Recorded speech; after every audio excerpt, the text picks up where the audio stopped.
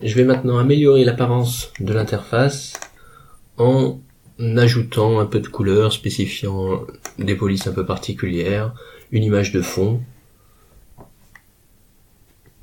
Alors pour cela, je vais améliorer un peu le CSS. Tout d'abord, pour l'image de fond, je vais récupérer une image de bois. Voici cette image. Et pour l'appliquer au nœud racine, je vais utiliser une classe de style qui s'appelle root et qui est automatiquement définie pour le premier nœud de l'interface. Ici, c'est une VBox. Pour utiliser cette image, je vais utiliser la propriété fx background image et utiliser comme URL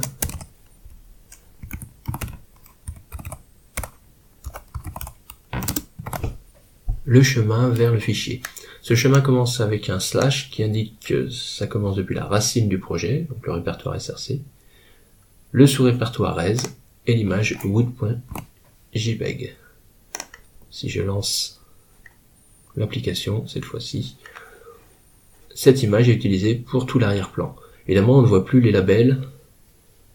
Il va falloir aussi que je modifie un petit peu tout le reste. Je ne vais pas toucher à la partie phase de jeu. Pour la légende des plateaux, je vais améliorer,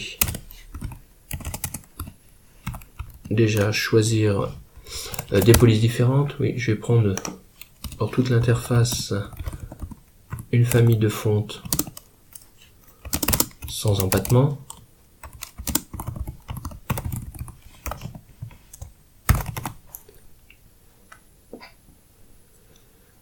Et pour la légende du plateau,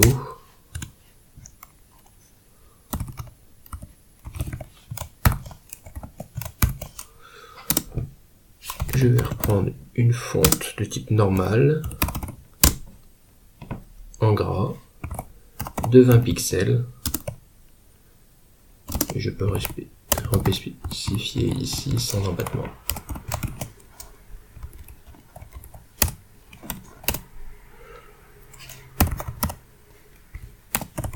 Je vais aussi définir une couleur de remplissage directement en rouge vert bleu.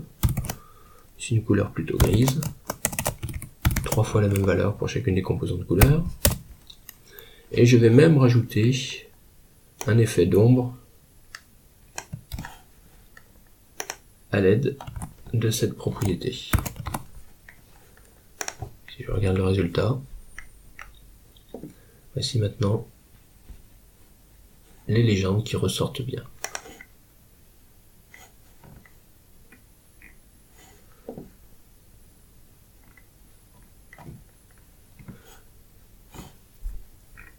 Je vais continuer dans les modifications. Pour l'historique, je vais modifier le label. Pour ça, il me faut créer un nouvel identifiant. Je vais l'appeler hist_label.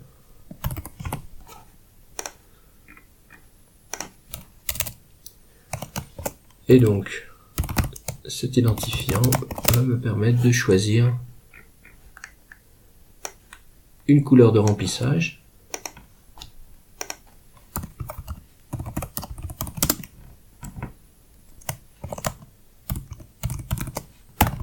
Là encore du gris. Une taille de police. 10 points.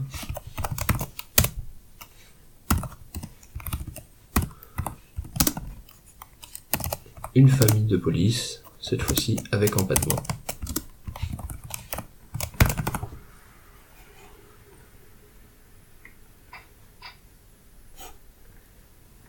Je ne vais pas modifier la partie action.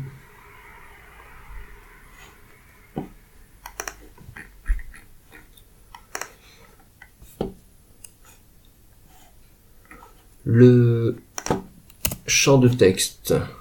Alors lui, je vais lui faire plusieurs modifications. Je vais déjà choisir une nouvelle couleur d'arrière-plan, de type antique white. Je vais définir aussi un encadrement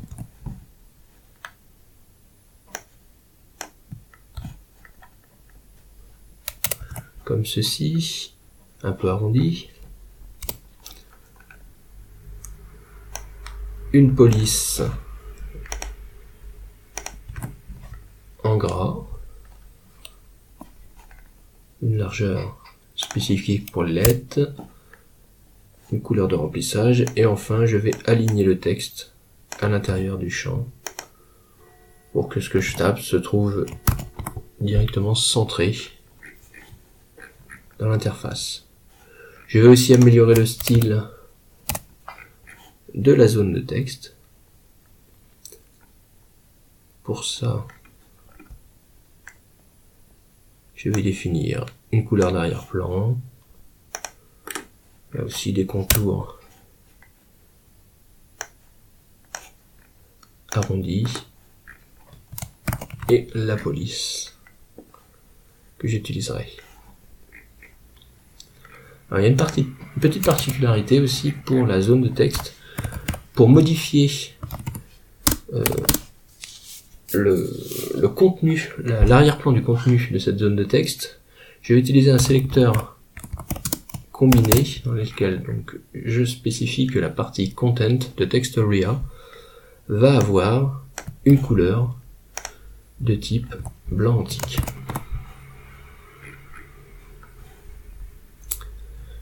Je vais aussi modifier le bouton avec un certain nombre de propriétés. Je les détaille pas forcément ici. Voilà, je définis le remplissage, le contour, certains effets d'ombre. Par contre, je vais rajouter ici deux choses en CSS. Une première partie ici, une propriété qui est utilisée lorsque le bouton est survolé par la souris. Un effet qui apparaîtra. Et de même, je vais faire pareil lorsque le bouton sera pressé. Je vais faire comme ceci.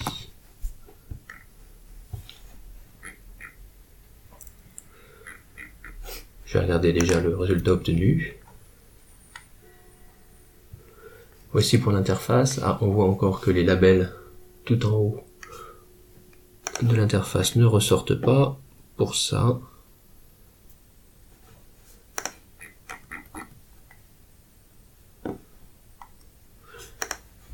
je vais définir une nouvelle classe de style que je vais appeler phase de jeu. Non, pas phase de jeu cette fois-ci, mais état jeu.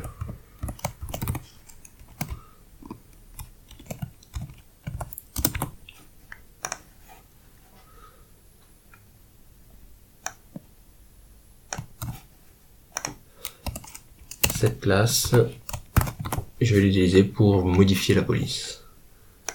Je regarde le résultat. Voilà, cette fois, nous voyons apparaître bien tous les éléments de l'interface. Si je tape du texte en bas, il ressort bien avec la nouvelle police. Et je ne peux pas écrire de toute manière dans la partie zone de texte, puisque je l'ai défini comme tel.